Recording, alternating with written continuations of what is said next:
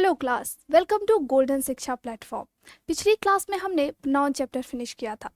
आज की क्लास में हम कंजक्शन चैप्टर स्टार्ट करेंगे।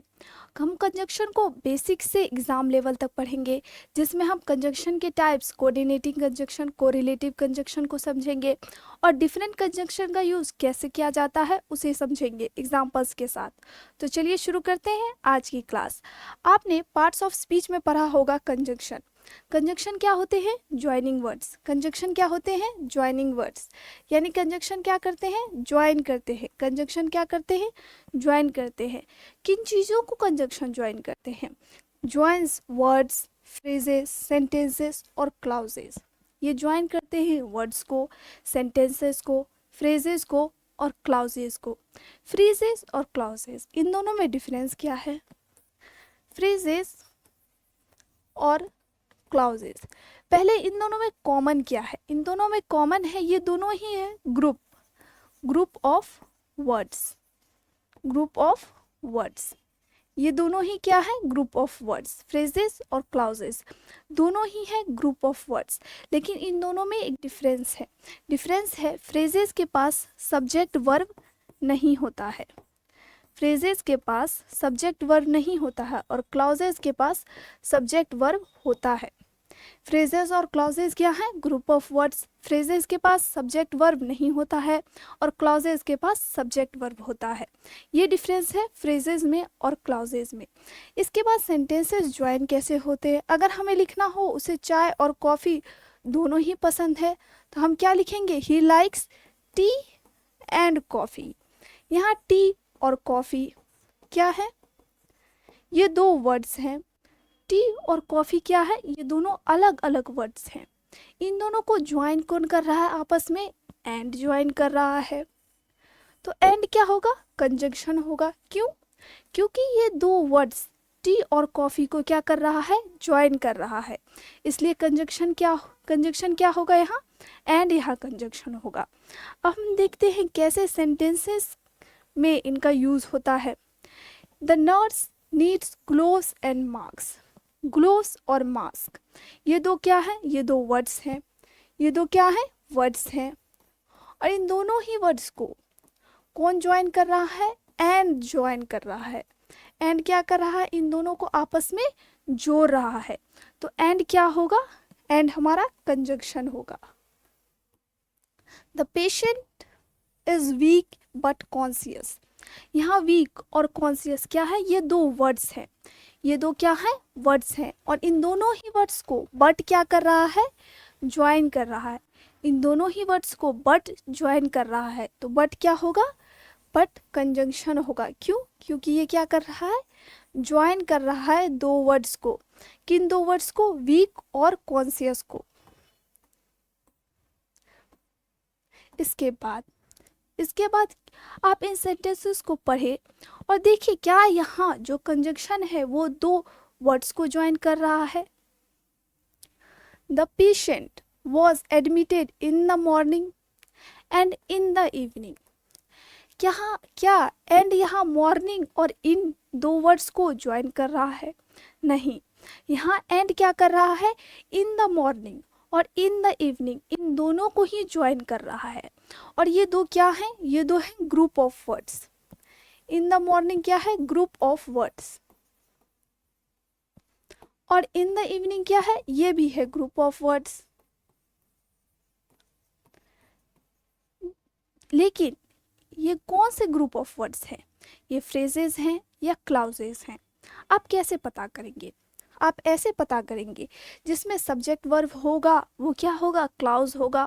और जिसमें सब्जेक्ट वर्ब नहीं होगा वो क्या होगा? फ्रेज होगा। क्या इन द मॉर्निंग में सब्जेक्ट और वर्ब है? नहीं। इन द इवनिंग में सब्जेक्ट और वर्ब है? नहीं। तो ये दोनों क्या होंगे? फ्रेजेस होंगे। ये दोनों क्या होंगे? फ्रेज होंगे। इन द मॉर्निंग और इन द इवनिंग क्या होगा? फ्रेज होगा। तो एंड किसको ज्वाइन कर रहा है? एंड दो फ्रेजेस को इस सेंटेंस में ज्वाइन कर रहा है। क्या कर रहा है? दो फ्रेजेस को ज्वाइन कर रहा है। तो एंड क्या होगा? कंजंक्शन होगा, जो दो फ्रेजेस को ज्वाइन कर रहा है। The nurse checked the patient in the ward and in the emergency room. यहाँ भी इन द वार्ड और इन द इमरजेंसी रूम, ये क्या है, फ्रेज है, ये क्या है, फ्रेज है। और एंड क्या कर रहा है, दो फ्रेज को ज्वाइन कर रहा है, तो एंड क्या होगा, कंजंक्शन ज्वाइनिंग टू फ्रेजेस, यानी ये एक कंजंक्शन है इस सेंटेंस में जो दो फ्रेजेस को जोड़ रहा है। अब हम देखेंगे कैसे ये दो सेंटेंसेस को जोड़ रहा है। सी स्टडीड हार्ड, सी स्टडीड हार्ड, सी यहाँ सब्जेक्ट है, स्टडीड वर्ब है, यहाँ सब्जेक्ट और वर्ब दोनों ही हैं, तो ये क्या होंगे, क्लाउजेस यानी सेंटेंसेस होंगे, ये क्या होंगे, sentences. See passed the exam, यहाँ सी क्या है, सब्जेक्ट है, पास्ट वर्ब है, और एग्जाम क्या है, ऑब्जेक्ट है, यानी यहाँ दो सेंटेंसेस हैं। सी स्टडीड हार्ड एक सेंटेंस है, और दूसरा सी पास द एग्जाम है सेंटेंस, और एंड क्या कर रहा है, ये दो सेंटेंसेस को जोड़ रहा है, यहाँ ये दो सेंटेंसेस को जोड़ रहा है।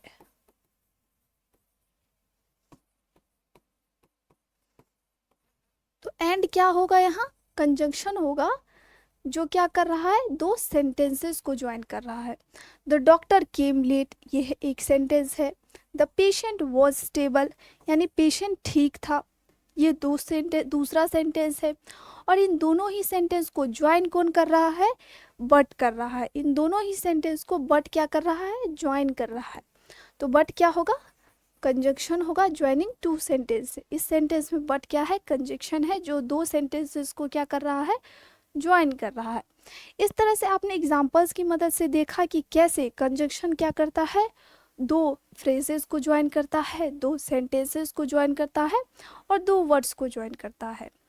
अब कंजंक्शन के टाइप्स पढ़ेंगे हम। पहला टाइप है कोऑर्डिनेटिंग कंजंक्शन, कोऑर्डिनेटिंग कंजंक्शन जिसमें एक कंजंक्शन आता है कौन, एंड, क्या आता है, एंड, और एंड क्या करता है, इंफॉर्मेशन ऐड करता है, लेकिन इसका मेन काम क्या है, इक्वल आइडियाज या इक्वल रैंक की चीज़ों को ये क्या करता है, ज्वाइन करता है। एंड कंजंक्शन किनको ज्वाइन करता है, एंड कंजंक्शन दो इक्वल रैंक या दो इक्वल आइडियाज को ज्वाइन करता है।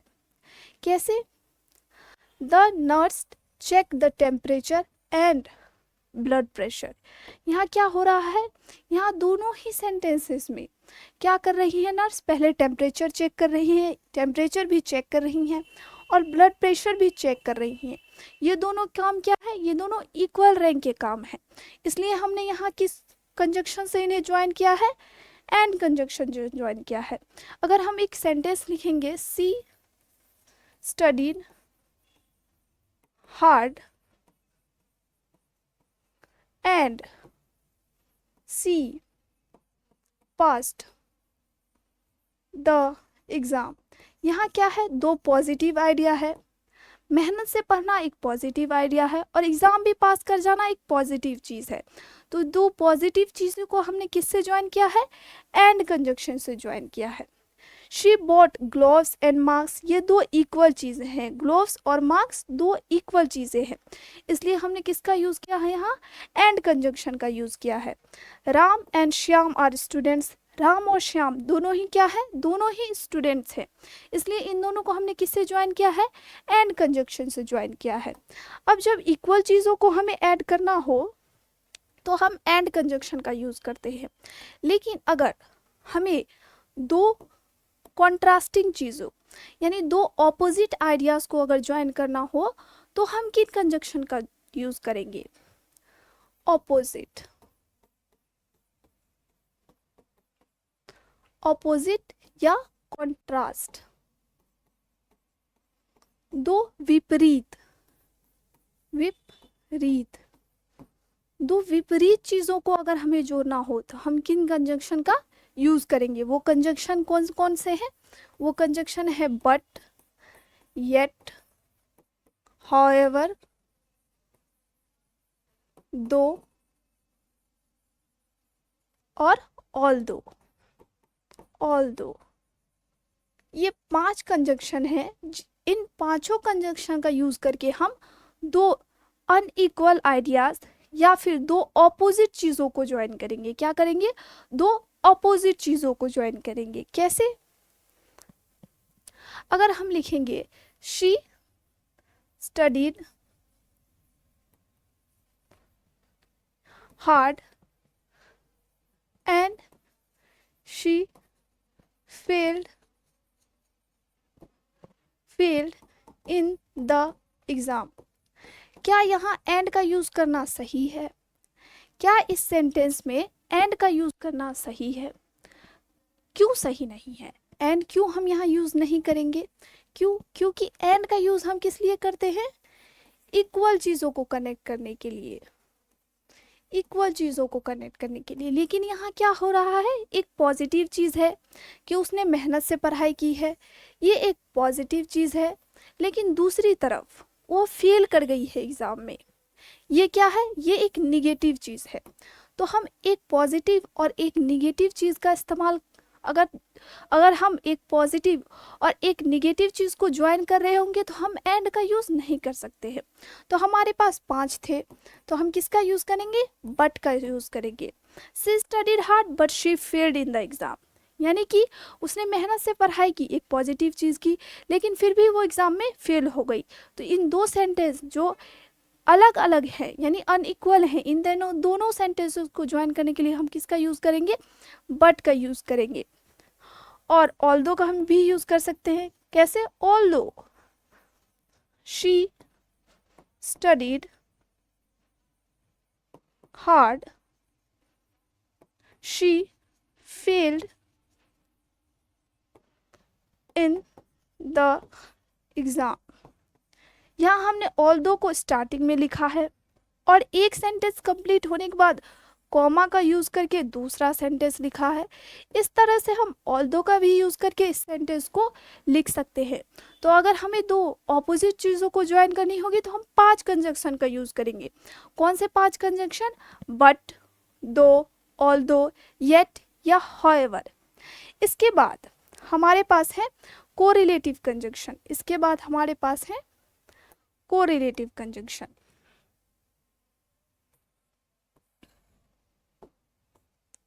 कोरिलेटिव कंजंक्शन ये ऐसे कंजंक्शन होते हैं जो हमेशा पेयर्स में आते हैं।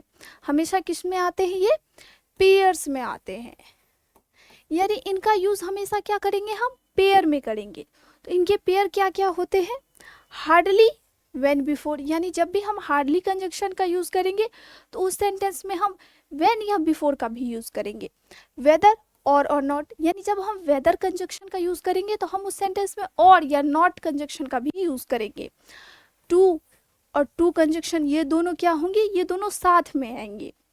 नॉट ओनली बट ऑल्सो, ये दोनों का भी पेयर बनेगा, यानी ये दोनों भी साथ में आएंगे। सो और दैट, यानी सो के साथ क्या आएगा? दैट। लेस्ट, लेस्ट और शुड, यानी कि लेस्ट के साथ क्या आएगा? शुड कंजंक्शन आएगा। यानी ये सारे कंजंक्शन जो होंगे ये आपस में पेयर में एक सेंटेंस में यूज होंगे। ये क्या होंगे? ये पेयर में यूज होंगे। अगर एक आएगा तो दूसरा भी उस सेंटेंस में आएगा। बोथ और एंड का यूज करेंगे, नाइदर नॉर का यूज करेंगे, आइदर और का यूज करेंगे, नॉट ओनली बट ऑल्सो का यूज करेंगे साथ में, नो सूनर क्या देन के साथ यूज करेंगे, और स्कार्सली का व्हेन या बिफोर के साथ पेयर बनेगा। तो इन कंजंक्शन का पेयर इस तरह से बनेगा। इसके बाद अगर हम सेंटेंस लिखेंगे, he likes either to eat or watch a movie. इस सेंटेंस में क्या हो रहा है? इस सेंटेंस में हम आइदर और का यूज कर रहे हैं। किसका यूज कर रहे हैं? आइदर और का। और हम जब आइदर और का यूज करेंगे तो ये दोनों ही एक सेंटेंस में एक साथ आएंगे। यहाँ आइदर भी आ रहा है और यहाँ और भी आ रहा है। वैसे ही likes neither to eat nor watch a movie. Neither और नॉर, यानी कि हम नाइदर नॉर का भी जब यूज करेंगे तो ये पेयर में आएंगे। अब हम कुछ एग्जाम्पल्स देखेंगे। आज की क्लास में हम नाइदर नॉर और आइदर और का एग्जाम्पल समझेंगे और बाकी के एग्जाम्पल्स हम नेक्स्ट क्लास में समझेंगे। You can take either tea or coffee. You can take either tea or coffee, यहाँ आइदर और का यूज हो रहा है तो आइदर के साथ और भी इसी सेंटेंस में आ रहा है।